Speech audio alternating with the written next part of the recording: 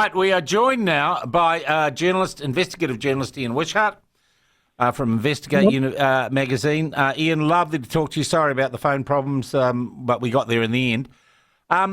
Ian, you're off to court Monday, is it? Yeah, that's right, Monday in Auckland. Okay, and that case, just to refresh our memories, that's a case against Radio New Zealand? Yeah, Radio New Zealand, it's what we call an interlocutory application, which means it's the hearing before the big hearing.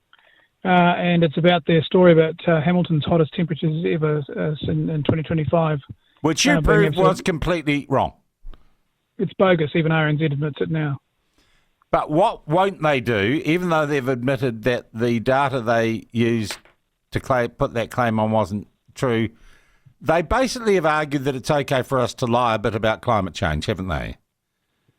That's the essence of the argument, yeah. What happened is that they did, after I notified them that their story was wrong, they did an internal investigation with the help of a climate scientist in Hamilton, and presented it to the Broadcasting Standards Authority as proof that I was absolutely wrong in my interpretation of the data.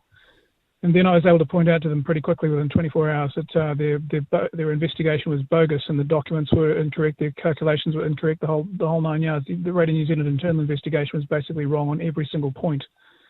What Radio New Zealand didn't do, however, is disclose the documents that led up to that conclusion.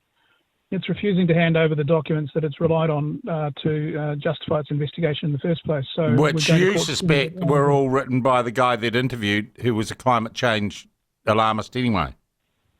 Well, RNZ told me that they were going to get him to review the data, and they then have presented this conclusion that to the BSA, which is absolutely bogus. So my fight is to find out what this actual secret report is that RNZ's been relying on now that they've admitted that it's false, and they won't hand it over. That they say it's embarrassing to Radio New Zealand. So would this interlocutory judgment you're seeking next week make them release that information and actually be transparent? Yes, it would. That's what the intent of the interlocutory application is, to make them transparent. RNZ is arguing that the release of the information would embarrass RNZ and the climate scientists. I don't care if it would. No one cares if it would embarrass them, as long as it was the truth, Ian. God. Well, this is the thing.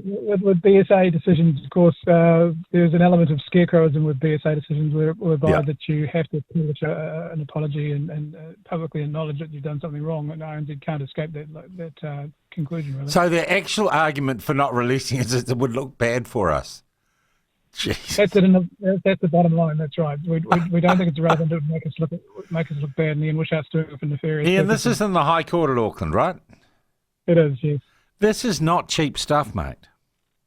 This is not cheap. I wonder, well, before we get to how you're doing it, I wonder how much the taxpayer has spent on this absolute attempt to lie and mislead the public from Radio New Zealand. They must be running into the hundreds of thousands. I don't know how much they've spent. They do have a KC on the case, and they are fighting it tooth and nail every single step of the way. That'll be more than $100,000 of our money so far. How are you funding it, Ian? It doesn't sound to me like you've got a lot of work to do in terms of just the facts. They tend to speak for themselves. But these things aren't cheap. You still need legal representation. I'm doing the representation myself, so that's cutting some costs. And it may yet be the case that I come cap in hand to the New Zealand public and say, we need some money to fight this, to take it to appeal or to defend the court decision if it comes. You must feel, and I get the feeling you're quite confident. I mean, will this take more than a day, more than a morning?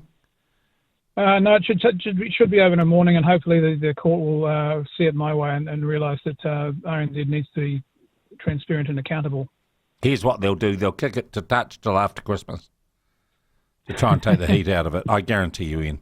But look, I just want to say, on behalf of a whole lot of right-thinking New Zealanders, Ian, there aren't many people who do stuff like you're doing.